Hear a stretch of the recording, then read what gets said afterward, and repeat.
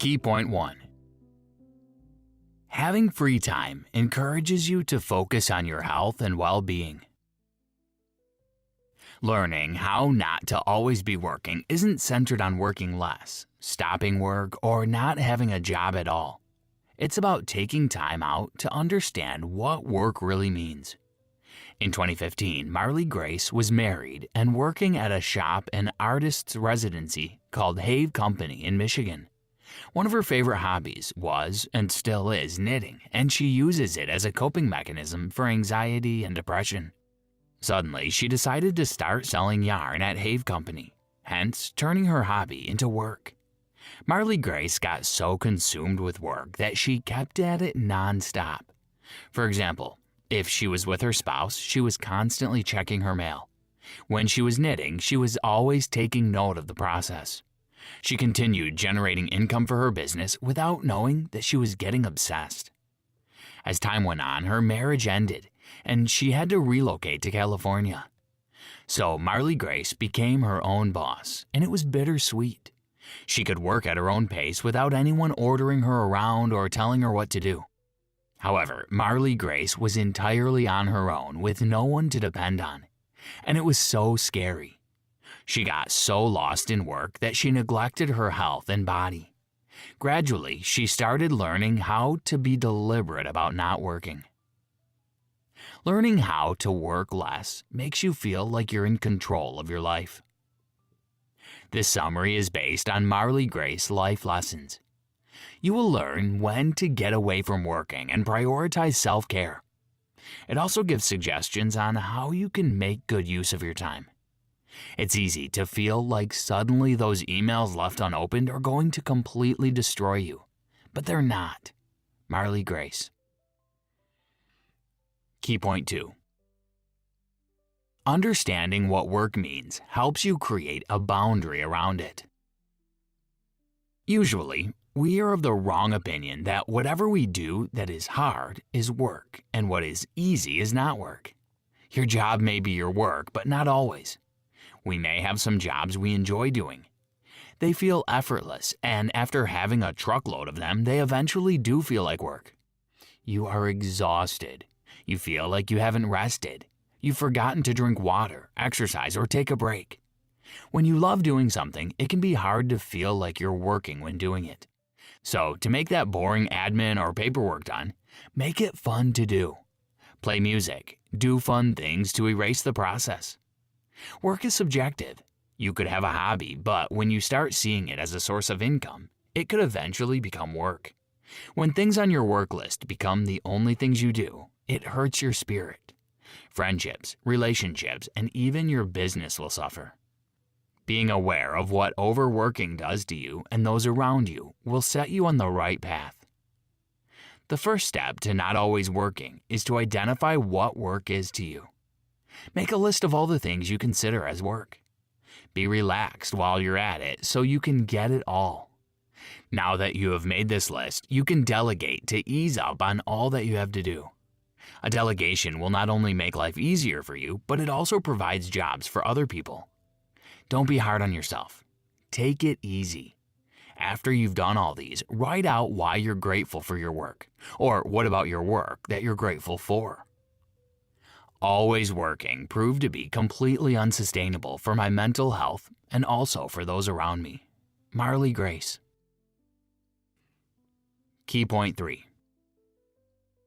Get somewhere you can tag as your workspace and take time out to relax. There is no right way a workspace should or should not be. All that matters is that it is how you want it to be. If you don't have one, get yourself a table space. It could be something small that you can identify as your space. Set it up and put your favorite things on it. Anything to make your space just like you want it. Let your dream workspace support your style of work. Add things that make you comfortable and encourage you to do more. Always have a time where you stop work and you just turn off your phone and do other things. Write down a list of all the things you do that are not your work. Just doing this alone will make you more accessible because you can have an overview of those things you spend your time on. You need to identify your time in a day. Figure out your work time, personal time, and sleep time. Marley Grace identifies hers with a no phone from 10 p.m. to 10 a.m. rule. Now, this doesn't mean she turns off her data or puts her phone on airplane mode. She merely turns off the phone and has no access to it till 10 a.m. Before 10 a.m., after waking up, she prays, meditates, sips some coffee, reflects, reads, and writes. Decide what you do and will do during your work-free period. Some people decide their mornings are work-free while others use their evenings. Pick out which one works for you. Marley Grace stops all work at 4 p.m. You need to study your time to know when you can finish work activities.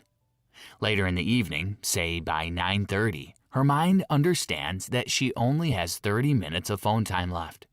So she brushes off the little things, sends the final emails, and settles in by 10 p.m. Get yourself a nighttime ritual. Marley Grace has little to no screen time. She relaxes, reads, has that good bowl of ice cream, and lights her candles. You can also do the same or do something that suits your lifestyle and personality. Key point 4. Be able to identify the gray areas in your work and ensure you stick to something rewarding. Gray areas are ill-defined situations or areas in which it is difficult to judge what is right and what is wrong. Simply put, they are those things you do that you just cannot decide to stop doing or not. Your work can be full of gray zones. You need to figure it out. Whether it is posting all your day-to-day activities on social media or whatever, find it. One way is for you to study the things you do in a day. Marley Grace identified hers in sharing her rituals and survival/self-care practices and in the research on how to work better. Mind you, it doesn't mean that utilizing social media is a bad idea. But unless you're making money or gaining something from it, you have to consider it being a gray area. Marley Grace realized that she was always working without attending to other parts of her life. She decided to work in a way that allowed her to stay committed to herself, her business, and her family. Artist duo Peter Fishley and David Weiss provided a list of things we can do that will make us work better. Perform one task at a time. Know the problem. Learn to be attentive and listen. Be curious and ask questions. Learn to differentiate. Sense is the opposite of nonsense. Come to terms with the inevitability of transformation. Try not to complicate things when you're saying them. Say it simple. Be calm.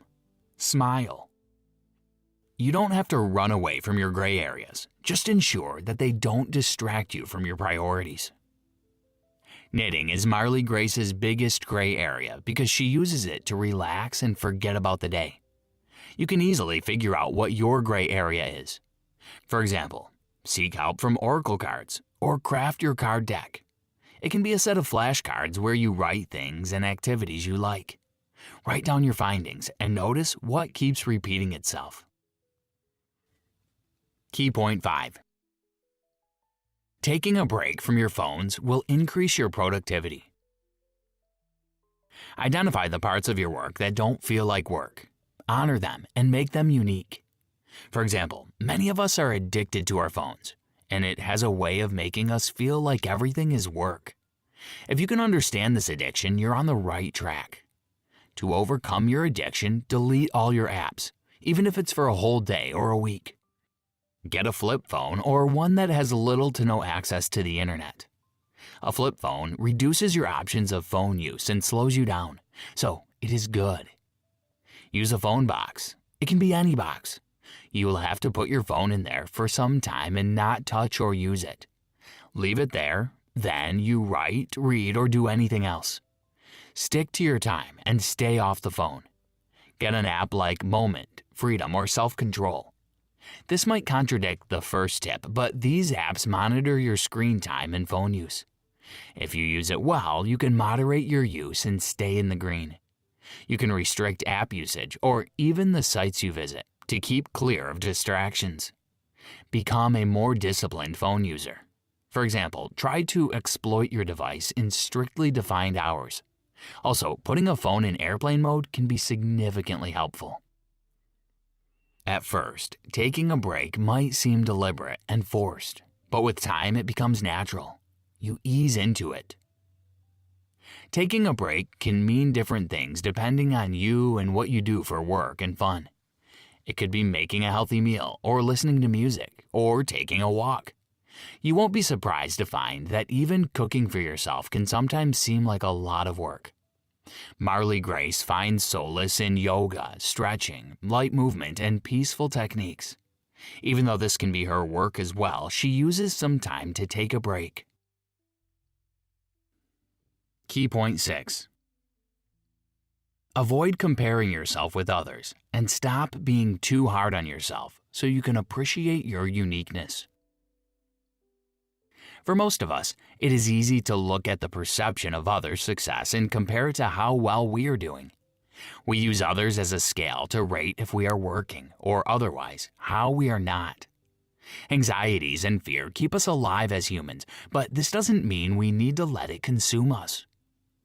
Find healthy ways to manage your anxieties so it doesn't lead to physical health issues. If you find yourself clamped working or you get behind on work, your deadlines are close and there's a lot of stuff on the line. Telling yourself, "I've messed up," isn't the way forward. There's no such thing. This is only shifting and rearranging. You pick up from where you left off and make the necessary steps to get you back on track. A complex situation would not likely dissolve if you won't be honest with yourself. In this scenario, clarity is your best friend. Perhaps you have thought there's no place in the world for you, or that there's not enough time to do what you mapped out to do. You're mistaken. We need you. There's always a place for you. To solve the not having enough time issue, write out your dream projects in their order of importance and give out timelines to complete them. It works wonders. Everything you do can feel like so much work. Sometimes you can even feel that attempts to change your life are worthless. However, it is a myth you can destroy by following simple steps. To make things less like work, do the following tasks. Avoid isolation. Engage in songs and dance. Write gratitude lists. Reach out and ask for help. Find yourself support groups, therapy, or sharing circles. Many times you're not alone in your struggles. Don't forget that. You have to be flexible and practice the art of saying no if you are a yes person. Our work is whatever we say it is, and we just have to figure out what that means for us. Did you know? According to the Anxiety and Depression Association of America, 18.1% of Americans are affected by anxiety disorder yearly. Conclusion. So this tidbit isn't about not working or finding a balance in the midst of all your different jobs. It is about loving being alive so much that you live. Moreover, it teaches us to be attentive to our friends and loved ones and appreciate every moment. Being too consumed with work affects you and those around you, your spirit, mental health, friendships, partnerships, and business. The awareness of the negative impact of overworking is healing in itself. Try to identify what's not your work to stop wasting time on things that do not matter. Look for the gray areas in your daily activities, but learn to do one thing at a time. One significant way to not work when not working is to switch off your phone to spend time alone. Being alone is crucial for self-development and allows you to know yourself. Also, taking a healthy break between work is very important.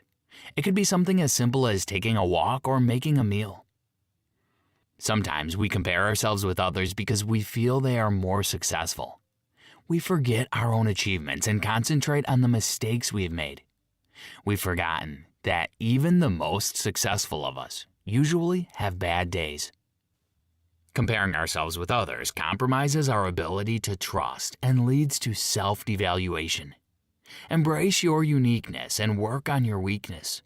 Train yourself to always create time for relaxation, creativity, and self-care. Try this. A time may come when you feel unaccomplished or that nothing is working. Just take a deep breath and exercise some self love to boost confidence in yourself.